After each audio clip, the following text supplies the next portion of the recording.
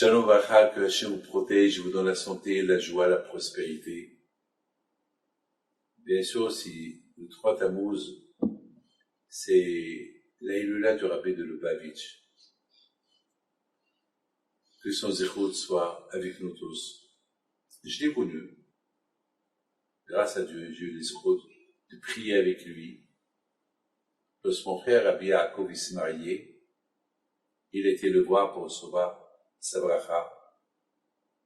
Et Rabbi Yaakov, mon frère, au Hachem, j'ai présenté la fille de la Bénéa Sarah de New York, un grand hassid. Il savait faire rigoler le rabbi. Il sifflait. Il était maigre, grand de taille, et il dansait très bien. Et ça apportait la joie. À Simchat Torah, il faisait un spectacle, mamash. Et le rabbi, il était heureux, il était content. Parfois, il le cherchait. Il lui dit, allez, encore, siffle, chante. Et le jour du mariage de Rabbi Yaakov, il est parti recevoir sa bracha à Minaha. Il l'a reçu. Il avait la photo de mon père, dans sa poche. Il a dit, c'est ton père? Il a dit, oui, c'est mon père. Il a dit, avant que tu es venu pour que je te souhaite Mazal Tov, j'ai demandé, on m'a dit qui tu étais, j'ai demandé qu'on m'apporte la photo de ton père parce que je crois que j'ai fait une correspondance avec lui il y a des années. C'est lui. C'est la folie. Il connaît chaque détail. Et j'ai prié avec lui Minha plusieurs fois. Une fois, j'ai prié aussi avec lui un Shabbat. C'est des moments qu'on ne peut pas oublier. Des moments dans la vie qu'on ne peut pas oublier. Mes amis, je voudrais simplement raconter une très belle histoire qui s'est passée ce Shabbat-là. Ce Shabbat, c'est la paracha, le Shabbat d'avant le Rosh Chodesh Tammuz. Jamais j'oublierai. Je voulais dire un passage de sa part. Je voulais avoir un livre. Et dans mon bureau, j'ai des milliers de livres. À Maccabée, j'ai des milliers de livres, à gauche, à droite. Mais maintenant, comment je vais chercher si j'ai un livre de Rabbi de Lubavitch sur la paracha? Comment je vais faire? Il faut chercher livre par livre. Vous savez, j'ai une dizaine de bibliothèques dans mon bureau, j'ai 8 ou 9 bibliothèques en bas, et j'ai dans la cave aussi, partout, j'ai à la maison, j'ai des milliers de livres. Comment je vais trouver un livre parmi les livres? Alors j'ai dit, Hachem, je suis fatigué, je vais chercher.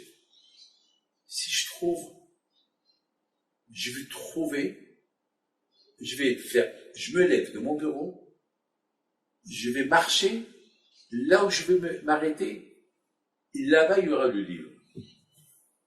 Les amis, c'est ce que j'ai fait. Je me lève de ma chaise, je marche dans mon bureau, et je m'arrête devant une étagère, je mets mes mains, je prends le livre. C'était le livre de Rabbi de Lubavitch. Ça veut dire que les tzadikim, dans leur vie, ils sont vivants. Et même lorsqu'ils sont dans l'autre monde, ils sont vivants. Les tzadikim, ils sont immortels. Parce que les tzadikim, ils sont toujours là. La Torah, elle les fait toujours vivre. Ils étaient vivants pendant leur vivant, ils sont toujours vivants lorsqu'ils ne sont pas vivants. Mais ils sont vivants. C'est la folie. Et je tombe sur un passage extraordinaire de Rabbi de Lubavitch à la Rocha. Mais je vous raconte une anecdote sur lui.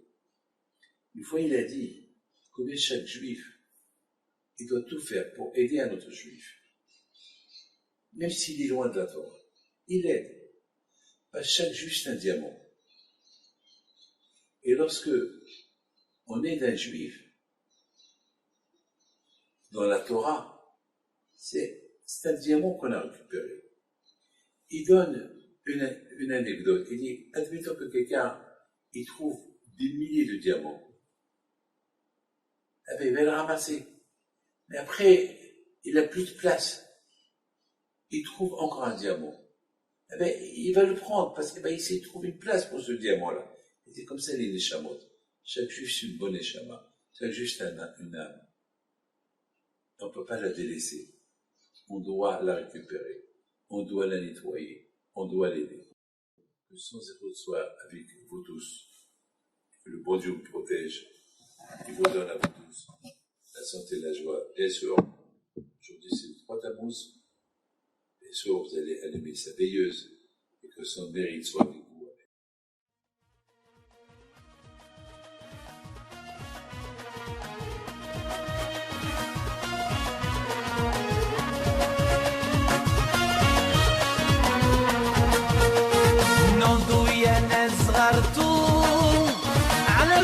حي بنتو وقف لنا زي خوتو يا وز خوتو